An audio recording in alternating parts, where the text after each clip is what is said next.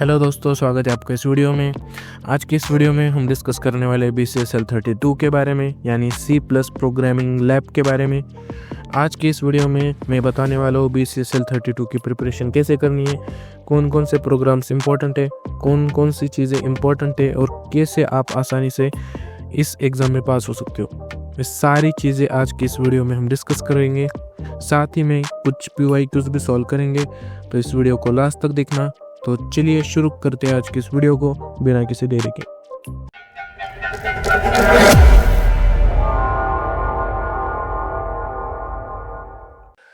तो BCSL32 guide book, तो इस तरह की गाइड बुक हमने BCSL33 और 34 के लिए भी बनाई है।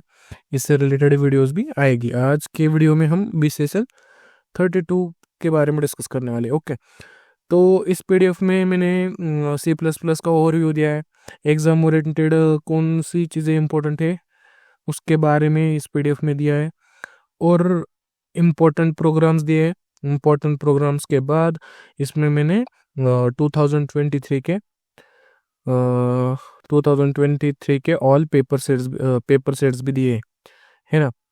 तो आज का ये वीडियो मैं आपको एज अ गाइडेंस बनाने वाला हूँ, ना कि आपको कंप्लीट ट्यूटोरियल देने वाला हूँ। तो ये वीडियो छोटा होगा, इतना लंबा नहीं होगा, पर जो एग्जाम में पूछा जाएगा उसके बारे में मैं आपको कंप्लीट और क्लियर अंडरस्टैंडिंग देकर जाऊँगा। ओके, तो देखते हैं क्या होता है। तो यहाँ पर C++ का ओवरव्यू दिया है। इसमें C++ का बॉयलर प्लेट इस तरह से होता है। बॉयलर प्लेट कोड मतलब बेसिक सिंटैक्स इस तरह से होता है।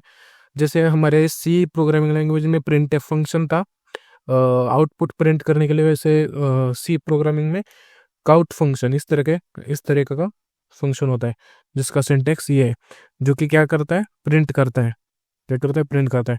दूसरा होता है सिन नाम का फंक्शन, जो कि यूज़र से इनपुट लेता है। इसका सिंटैक्स इस तरीके से होता है। तो ये दो बहुत ज़्यादा इंपॉर्टेंट फंक्शंस है। बॉयलर प्लेट कोड आपको याद होना चाहिए, और ये दो फंक्शंस के बारे में आपको पता होना चाहिए। तो बाकी जो नॉर्मली प्रोग्रामिंग लैंग्वेज में जो बेसिक चीज़ें होती है, डेटा टाइप्स, वेरिएबल्स और लूप्स, वो सारी चीज़ें C++ में भी है। तो ये सारी बेसिक चीज़ें अगर आपने C के बारे में पढ़ा होगा पहले, तो आपको ये सारी चीज़ें मालूम होगी, है ना। स्ट्रिंग्स के, मैथ्स के, फंक्शंस के। और अगर नहीं मालूम तो इसका ओवरव्यू आप देख सकते हो। वैसे ये इतना ज़्यादा इंपॉर्टेंट नहीं है। इम्पोर्टेंट क्या है मैं आपको अभी बताता हूँ, है ना। ये सारी बेसिक चीज़ें, while loop, do while loop, ये सारी चीज़ें आपको पता होनी चाहिए प्रोग्राम लिखने के लिए। लेकिन एक्चुअल में प्रोग्राम किस तरीके से आता है, किस रिलेटेड आता है, वो पार्ट थोड़ा इंटरमीडिएट लेवल का है। तो डायरेक्टली उस पर मूव करते हैं। तो एग्ज़ाम ओरिएंटेड हमारे लिए सबसे ज़्यादा इंपॉर्टेंट टॉपिक है C++ प्रोग्रामिंग में, वो है क्लास, है ना। क्लासेस के related most of the question पूछ जाते हैं। पास्ट प्रीवियस 3 to 4 ईयर्स में क्लासेस से रिलेटेड ही क्वेश्चन पूछे गए, है ना। क्लासेस से रिलेटेड ही क्वेश्चन पूछे गए। तो एग्जाम ओरिएंटेड यहाँ जो नीचे टॉपिक दिए, ये सारे टॉपिक इंपॉर्टेंट है, जिनके बारे में हमने डिटेल में जानकारी ली है BCS031 में, है ना। BCS031 में ये सारे जो कंसेप्ट है, classes and object, encapsulation, constructor and destructor, inheritance, polymorphism, ये क्या होता है, इसकी सारी जानकारी हमने डिटेल में पहले उस पर BCS031 के वीडियो में कंप्लीट किया है। ओके, तो आज के वीडियो में मैं आपको सिंपली इतना ही बताने वाला हूँ कि किस तरीके के प्रोग्राम आपके एग्जाम में पूछे जाएंगे। तो मेनली ये एग्जाम ओरिएंटेड जो है, इस पे आपको मेनली फोकस करना है। बाकी तो बेसिक्स का पार्ट है, आपको आते होंगे। अगर बेसिक्स नहीं आते तो आपको पहले बेसिक्स क्लियर करने होंगे। आई होप कि आपको सारे बेसिक्स आते होंगे जो C प्रोग्रामिंग में थे, वही वेरिएबल्स क्या होते हैं, लूप्स क्या होते हैं, स्टेटमेंट्स क्या होते हैं, इस तरह के, है ना। स्विच के स्टेटमेंट क्या होता है, ये सारी चीज़ें। अभी मैं आपको मेन डायरेक्ट चीज़ बताता हूँ कि इम्पोर्टेंट प्रोग्राम्स कौन कौन से प्रोग्राम्स एग्जाम में पूछे जाते हैं रेगुलरली। ओके, इसके बारे में मैं आपको डायरेक्टली बताता हूँ विदाउट सस्पेंस, है ना। ऐसा नहीं है कि मैं PDF बेचने के लिए बैठा हूँ, मैं हेल्प करना चाहता हूँ आपकी। PDF एज मैं कॉम्प्लीमेंट्री सेल करता हूँ, बट मैं आपको वीडियो के मदद से हेल्प करना चाहता हूँ। ओके, ये मेन गोल है। ओके, तो यहाँ पर मेरे इंपॉर्टेंट प्रोग्राम्स दिए, है ना। तो इंपॉर्टेंट प्रोग्राम्स देखने से पहले मैं आपको रिक्वेस्ट करना चाहता हूँ, please do subscribe my channel and comment down और लाइक करो इस वीडियो को। हम देखते हैं अभी इंपॉर्टेंट क्वेश्चंस कौन कौन से इंपॉर्टेंट क्वेश्चंस है। तो ये सारे जो आपके सामने डिस्प्ले हुए हैं वो सारे इंपॉर्टेंट क्वेश्चंस है। अभी इसमें भी ये जो इंपॉर्टेंट क्वेश्चंस दिए हैं ये सभी कॉम्प्लीमेंट्री क्वेश्चंस है, मतलब गलती से पूछे जा सकते हैं। इसका प्रिपरेशन करके जाना आपको चाहिए। गलती से किसी ना किसी साल में पूछे गए हैं प्रीवियसली। ओके, तो ये मैंने 2080 तक के क्वेश्चन पेपर को एनालाइज किया है। 2018 से लेकर 24 तक मोस्ट ऑफ द टाइम एक ही क्वेश्चन रिपीट हुआ है ना, जो कि इसमें इस फ्रीक्वेंसी में मैंने नहीं लिया क्योंकि मैंने 2018 तक के ही क्वेश्चन पेपर को एनालाइज किया है। तो 2018 से लेकर 24 तक एक question most of the time repeat हुआ है, वो है क्रिएट अ क्लास। ये जो क्वेश्चन है create a class, this is the most important question. कौन सा क्वेश्चन? Create a class. इसलिए मैंने बोला था आपके एग्जाम के लिए क्लास का टॉपिक, क्लास एंड ऑब्जेक्ट का टॉपिक सबसे ज़्यादा इम्पोर्टेंट है ना। तो आपको इसकी अंडरस्टैंडिंग बहुत ज़्यादा होनी चाहिए क्लास एंड ऑब्जेक्ट की, क्योंकि इससे रिलेटेड ही मेरे ख्याल से इस साल क्वेश्चन पूछा जाएगा। क्योंकि प्रीवियसली क्रिएट अ क्लास ऐसा ही क्वेश्चन पूछा गया है प्रीवियस ईयर्स में। ओके, तो जैसे यहाँ पर मैनेजिंग बैंक अकाउंट्स के लिए पूछा गया है, उसी तरीके से डिफरेंट डिफरेंट क्लासेस क्रिएट करने के लिए बोली जाएगी और उन्हें डिस्प्ले करने के लिए बोला जाएगा। इनपुट लेके उन्हें डिस्प्ले करने के लिए बोला जाएगा। ओके, इस तरीके का question most of the time पूछा जाएगा। तो यही मेरे तरफ से, ये जो बाकी क्वेश्चन है वो प्रीवियसली 2018 से पहले बहुत बार पूछे गए, 3 टाइम्स 4 टाइम्स रिपीट हुए हैं। और ये जो क्वेश्चन है वो बेसिक क्वेश्चन है, जैसे find the factorial, check if string is palindrome. ये हमने पिछले साल सी प्रोग्रामिंग में भी ये कॉमन क्वेश्चन देखे थे। ये सारे बेसिक प्रॉब्लम्स कहते हैं हमें इसे, बेसिक प्रॉब्लम्स है ये आपको मतलब आने ही चाहिए। बेसिक प्रॉब्लम्स ये सारे, फैक्टोरियल, पैलिंड्रोम चेक करने के लिए, मैट्रिक्स को मल्टीप्लाई करने के लिए, ऐड करने के लिए, ये सारे क्या है बेसिक प्रॉब्लम्स है। लेकिन मेनली C++ में क्लास ओरिएंटेड ही क्वेश्चन पूछे जाते हैं, class and object oriented he question पूछे जाते हैं। तो ये मेरे तरफ से सबसे बढ़िया रिकमेंडेशन है कि क्लास एंड ऑब्जेक्ट का टॉपिक 100% करके जाना, इस पे ही ज़्यादातर फोकस करना है ना। ये देखा। अभी मैं आपको 4th पार्ट पे लेके जाता हूँ PDF के, जिसमें मैंने जो सेट्स हैं 2023 की क्वेश्चन पेपर के जो सेट्स है, solve previous year paper sets June 2023, उन्हें सॉल्व किया है। अभी इसमें देखोगे आप, ये मुझे एक ही PDF मिली है प्रीवियसली, और 2018 से 24 तक के बीच में जून 2023 की PDF मिली है। तो उसमें देखो मोस्ट ऑफ द टाइम आपको क्लास क्रिएट करने के लिए बोला जाएगा, create a class, create a class, create a class. Okay, सारे सेट में क्लास क्रिएट करने के लिए बोला जाएगा।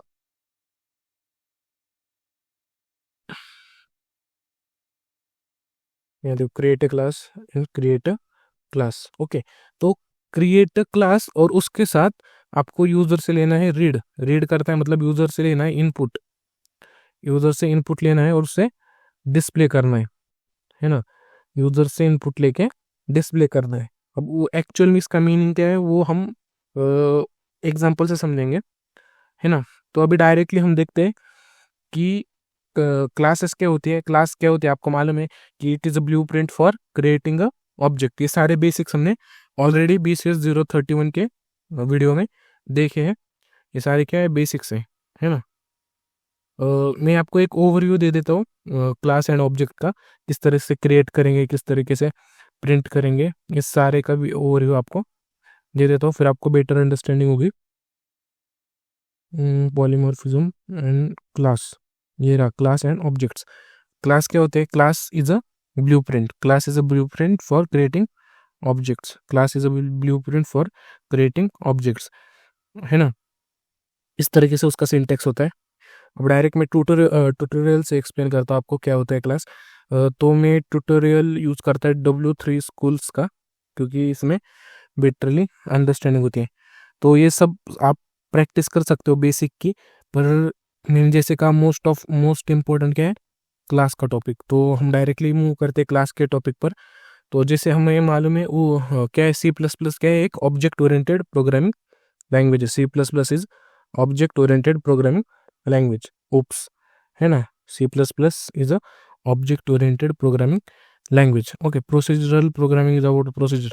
अब क्लास एंड ऑब्जेक्ट्स क्या होता है और उसमें डिफरेंस क्या है ना।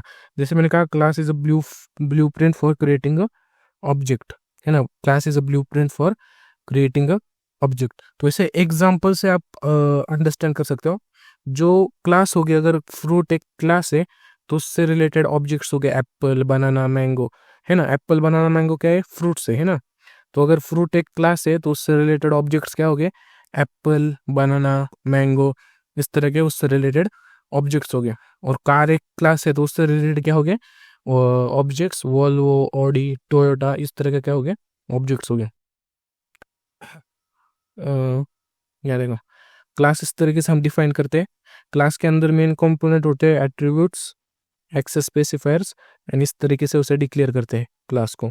ये हो गया बेसिक सिंटेक्स क्लास का। यहाँ पर एग्जांपल दिया है। अब ये क्या है, एक क्लास है। ये क्या है, एक क्लास है। और इस क्लास को यहाँ पर देखो उससे रिलेटेड यहाँ पर ऑब्जेक्ट डिक्लेयर किए हुए हैं। अब मैं आपको डिटेल में समझाता हूँ। ओके, यहाँ देखो, इंक्लूड आयो स्ट्रीम, इंक्लूड स्ट्रिंग। ओके, तो यहाँ पर एक क्लास डिराइव की है, क्लास डिराइव की है। अभी एक्सेस स्पेसिफायर क्या है, हमने देखा था एक्सेस स्पेसिफायर क्या है, स्कोप डिसाइड करते हैं वो क्लास का, कि पब्लिकली है, प्राइवेटली है, प्रोटेक्ट है ना। इस तरीके से क्लास का स्कोप डिराइव करते हैं एक्सेस स्पेसिफायर्स। तो इस तरीके से यहाँ पर पब्लिक है उसका स्कोप। यहाँ पर एट्रीब्यूट्स का मतलब इसमें जो वेरिएबल्स है, मेथड्स है, मेथड्स मतलब फंक्शंस भी हम इसमें डिक्लेयर कर सकते हैं, उसे हम क्या बोलते हैं, एट्रीब्यूट्स बोलते हैं, जो क्लास के अंदर होते हैं। तो इस तरीके से यहाँ पर क्लास के अंदर दो वेरिएबल्स डिक्लेयर किए, है ना।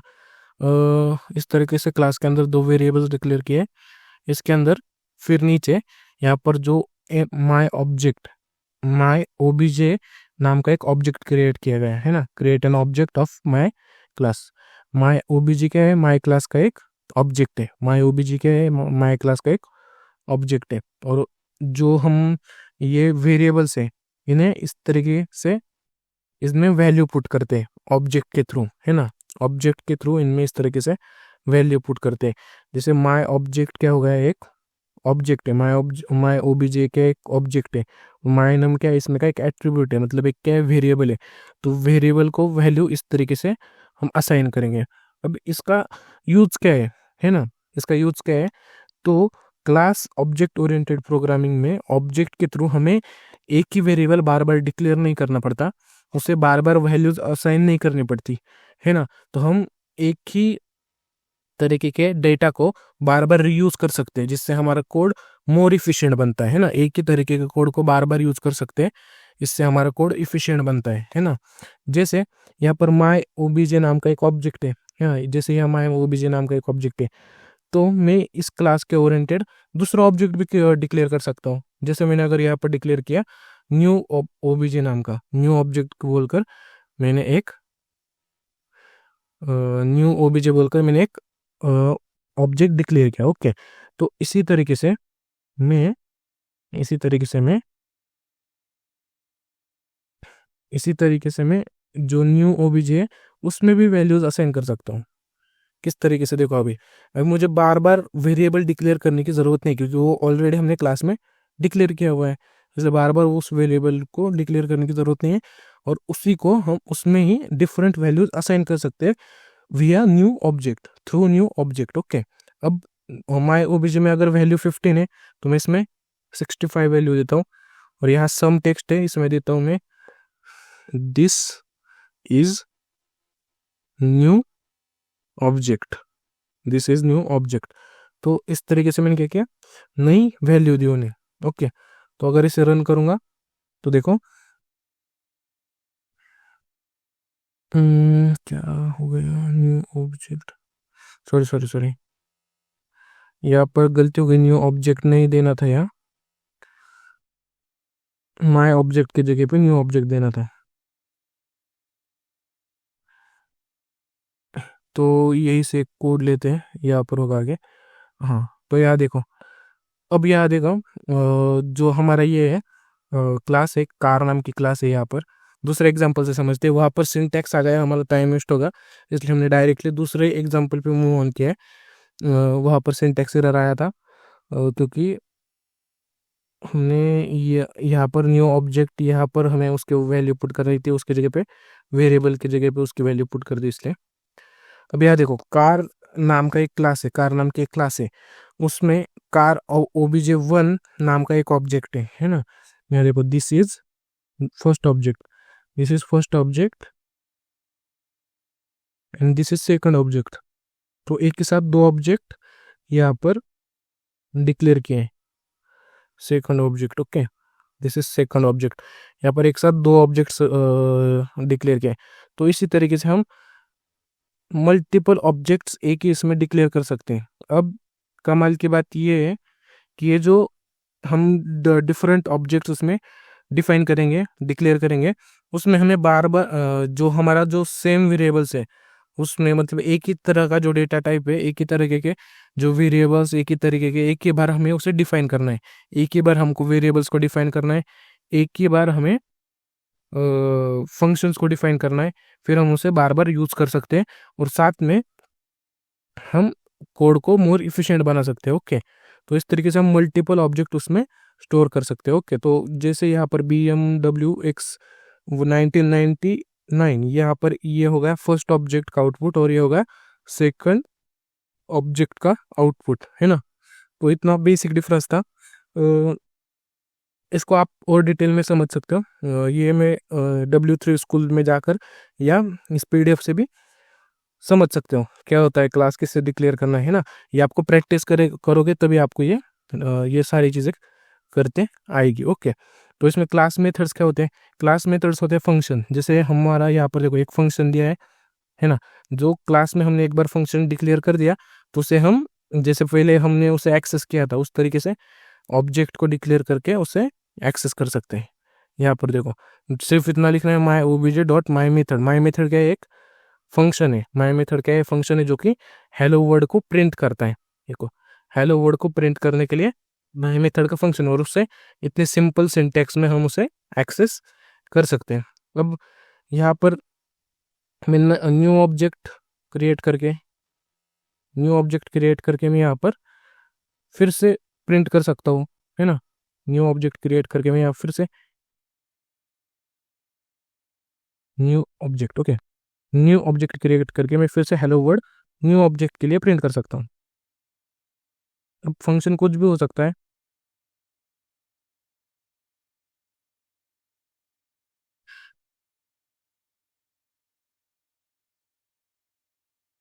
ओके,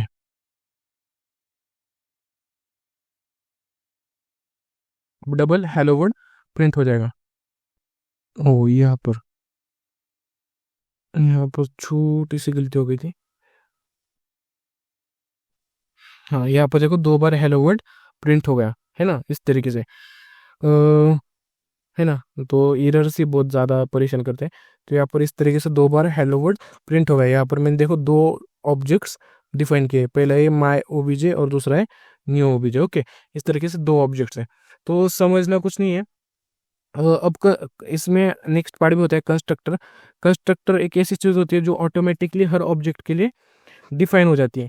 अगर मैंने यहाँ पर कोई कंस्ट्रक्टर, इसके जो क्लास का नेम होता है उसी से हम कंस्ट्रक्टर डिफाइन करते हैं। अब क्लास का नेम अगर माई क्लास है तो हम कंस्ट्रक्टर भी माई क्लास से, कंस्ट्रक्टर एक मेथड होती है सिंपली, तो कंस्ट्रक्टर माई क्लास से डिफाइन होगा। तो ऑटोमेटिकली हर ऑब्जेक्ट के लिए कंस्ट्रक्टर सेम होगा, डिफॉल्ट वैल्यू ऑलवेज प्रिंट करेगा, है ना। अगर यहाँ काउट, तो उस, ये देखो यहाँ पर गया, तो यहाँ पर देखो एक कंस्ट्रक्टर है, ये एक कंस्ट्रक्टर है यहाँ पर डिफाइन किया हुआ। ओके, तो इस कंस्ट्रक्टर को विदाउट, यहाँ पर देखो मैंने कहा ये क्या है, क्या नीचे कहीं भी उसे डिक्लेयर नहीं किया है ना, या उसे कॉल किया है। इस कंस्ट्रक्टर को मैंने कॉल किया है कि इस फंक्शन को, माई क्लास के फंक्शन को मैंने यहाँ विदाउट कॉलिंग, फिर भी हेलो वर्ल्ड प्रिंट कर रहा है। यहाँ क्यों कर रहा है? क्योंकि इसे हम कंस्ट्रक्टर कहते हैं जो कि डिफॉल्ट वैल्यू प्रिंट करता है।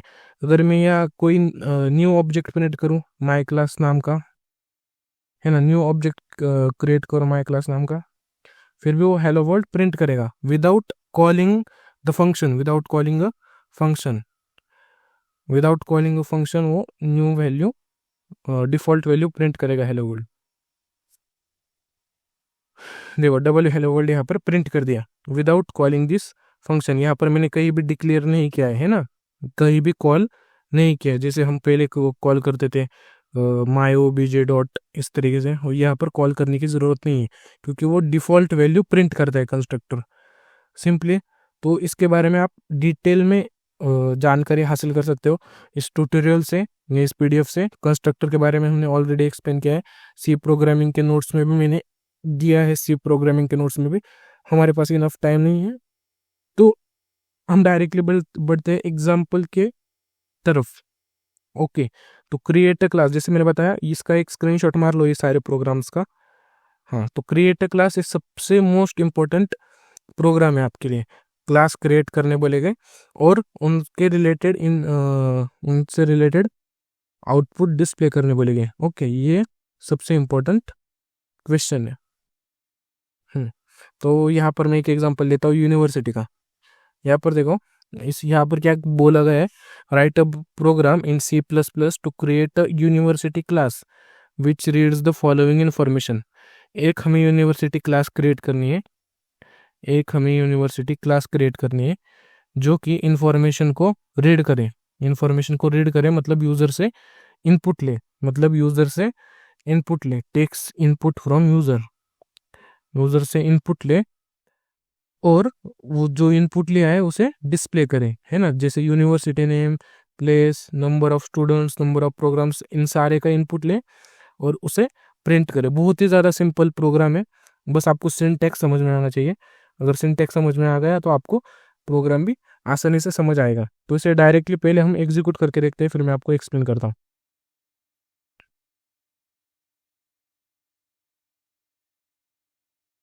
तो ऑनलाइन टर्मिनल खोलते कोई भी,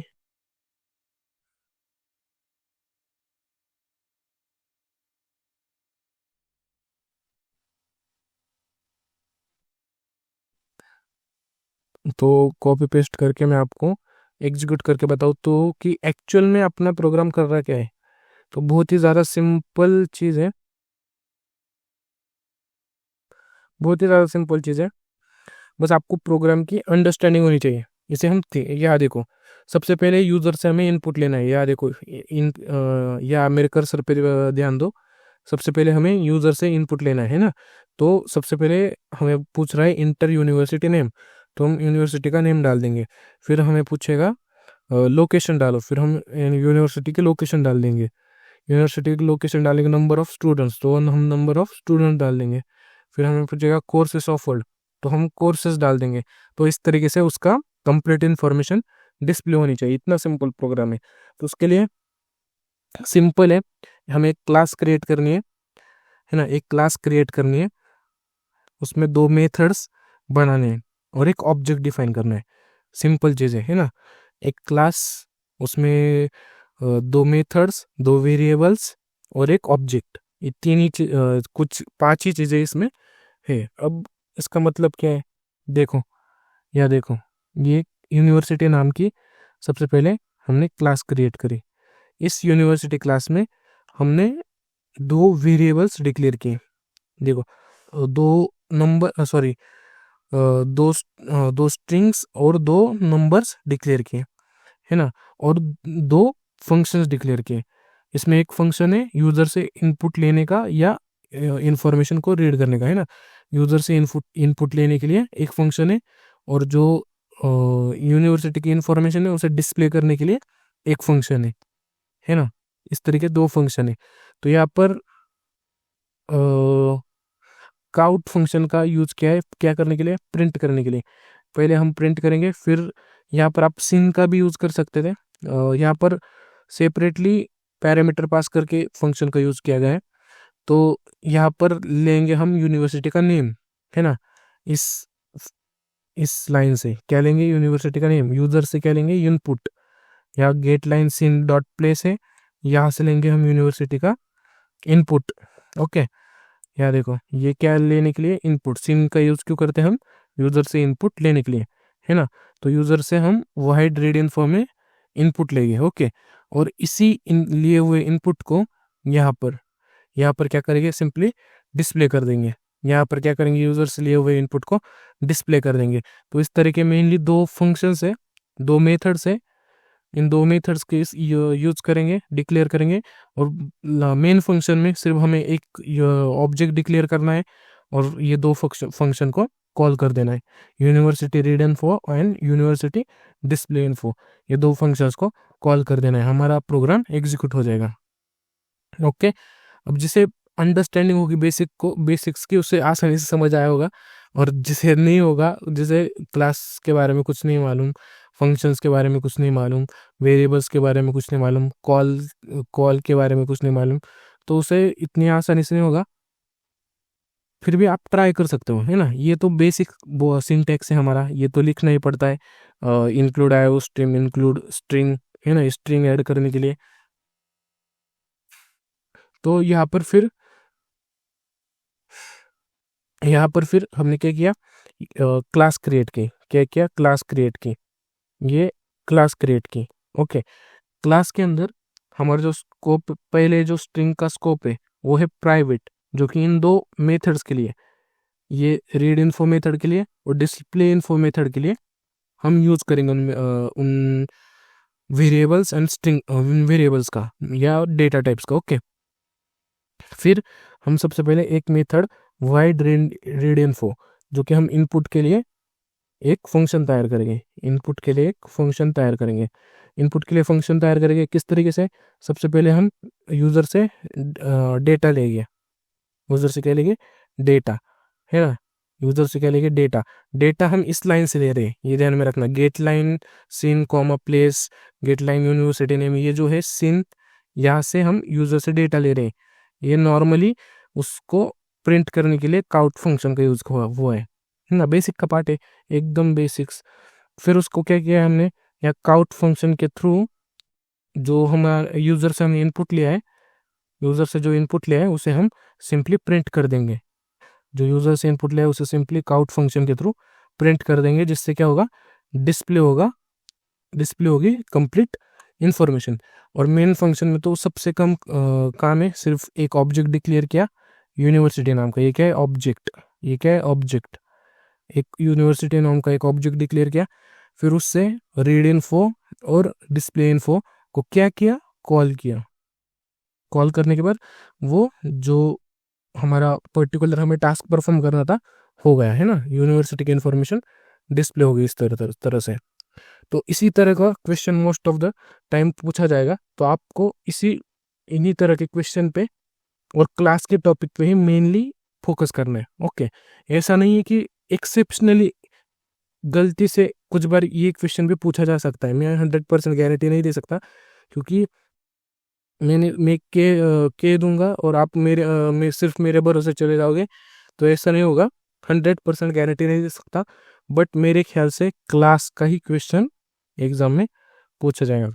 क्लास ओरिएंटेड क्वेश्चन ही एग्जाम में पूछा जाएगा, okay. Class and object oriented he question exam में पूछा जाएगा। तो यही था। ये पीडीएफ अगर आपको लेनी है तो आप मेरे व्हाट्सएप नंबर पे कांटेक्ट कर सकते हो, ये मेरा व्हाट्सएप नंबर है। इस पे कांटेक्ट करना है। 49 रुपीज़ को ये पीडीएफ है। विद इन 5 मिनट्स में आपको पीडीएफ सेंड कर दूंगा, ओके। आई होप कि आपको ये वीडियो पसंद आया होगा। बहुत फास्ट लिया है क्योंकि टाइम लिमिट है हमारे पास। तो होपफुली आपको ये वीडियो पसंद आया होगा। Thanks for watching this video and don't forget to subscribe, because subscribe is necessary.